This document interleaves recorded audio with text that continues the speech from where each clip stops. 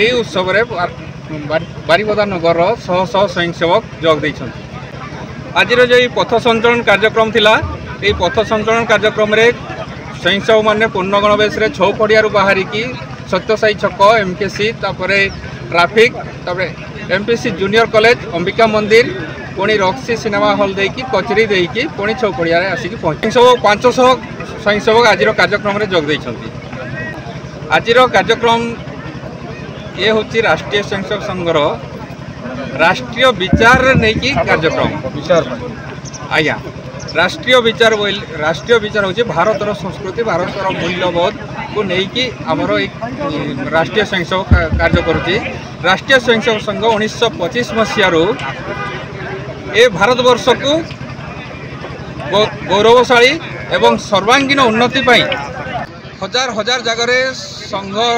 सेवा काम चलुँ। भारतवर्ष में जितेबाला भी कौन दुर्घटना घटू विपद आसू संघर स्वयंसेवक सर्वप्रथम जाकि से दुर्घटना छिड़ा हो स्वयंसेवक हवा निजको गौरवान्वित ये मन करे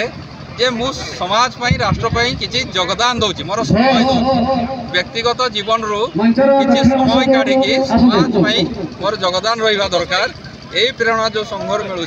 मु जड़े समाज बढ़ी समाज रे मोर सब किसी जहाँ कि समाज दे मु प्राप्त पाऊँगी तेणु समाज प्रति मोर कर्तव्य देश प्रति मोर कर्तव्य तेणु किसी समय समाज दवा दरकार। यह ही राष्ट्रीय स्वयंसेवक प्रेरणा दूसरी से प्रेरणा। मु सुमिता चारुदर्शिनी बेहेरा सरस्वती शिशु विद्या मंदिर तुलसीचौरा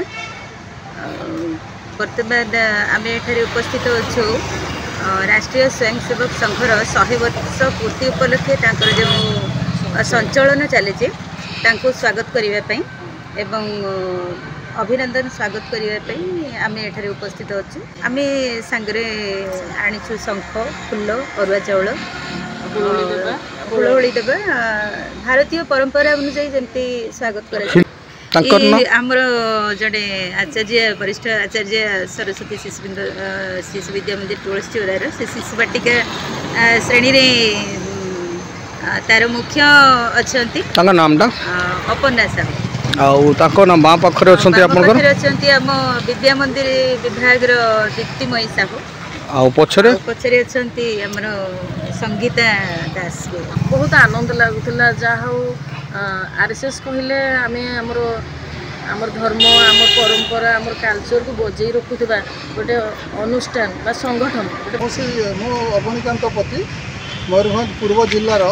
विश्व परिषदर उपसभापति दायित्व अच्छी। राष्ट्रीय स्वयंसेवक संघ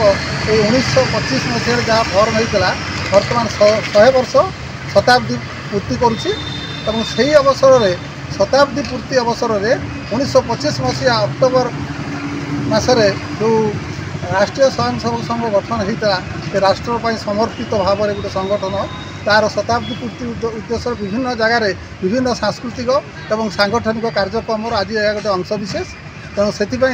रैली पदयात्रा अनुष्ठित होता जहाँ लोक मानू राष्ट्रीय स्वयंसेवक विषय सचेतन करने आमर भितर जागरण सृष्टि करने आम भितर देशप्रीति देश प्रति प्रतिबद्धता एवं देशर एकता अखंडता प्रति सचेतन करने हिंदुत्व विचारधारा हिंदुत्व मानक संगठित करने ये जो संघर जो चेष्टा पराकाष्ठा तार प्रतिफलन होची प्रतिफलन केमती समाज उपरे पड़ो लोकों उपरे पड़ो से आज ये पदयात्रा अनुष्ठित होता और आपण मैंने देखिले अति सुरखुर अति शांति श्रृंखला भाव में सुंदर भाव में सहर परिक्रमा लोक मान द्वारा लोक मैंने अनेक स्थल में सम्मान स्वागत कले पुष्पवृष्टि कले और यही संगठन उत्तरोत्तर सुदृढ़ हो एवं यार लक्ष्य निश्चित भाव में भारतवर्ष को एक उन्नत देश एक बलिष्ठ हिंदू राष्ट्र में परिणत करूँ पृथ्वी पृष्ठ में छिड़ा करूँ यही राष्ट्र यही जो संगठन मूल मंत्र ता साकार हो एति कही आज मोर रैली प्रथम तेरे आपन भी जड़े हिंदू तेणु यही रैली आपड़ के निजक गर्वित बहुत निश्चित भाव में हिंदू हिसाब से सेमती रैली यहीटा नुह आहरी अनेक सब मझे मझे आमर गत मसरे आम संगठन तरफ आप मैंने जानी कि ना मूल संगठन हूँ राष्ट्रीय स्वयंसेवक संघ राष्ट्रीय स्वयंसेवक संघर 42टी शाखा 42 आयाम अच्छी से आमर विश्व हिंदू परिषद अच्छी आपणकर एबीवीपी अच्छी अखिल भारतीय विद्यार्थी परिषद अच्छी से सहकार भारती अच्छी राष्ट्रीय आपणकर बीजेपी दल अच्छी भारतीय विकास परिषद अच्छी ये अनेक 42टी शाखा अच्छी राष्ट्रीय स्वयंसेवक संघर तेणु आज निश्चित भाव में बहुत गर्वित जड़े हिंदू हिसाब से माने बहुत बहुत स्वागत योग्य एवं बहुत प्रेरणादायक और मुझे आज जो पदयात्रा तार निश्चित भाव में बहुत पॉजिटिव बहुत माने सकारात्मक प्रभाव आमर हिंदू भाई मान समाज उपरे राष्ट्र उपरे पड़ो ये मुझे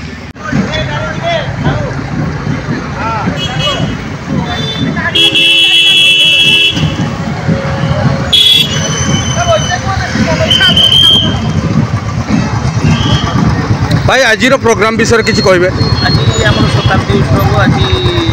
संघर यहाँ चली प्रति वर्ष वर्ष वर्षा कारण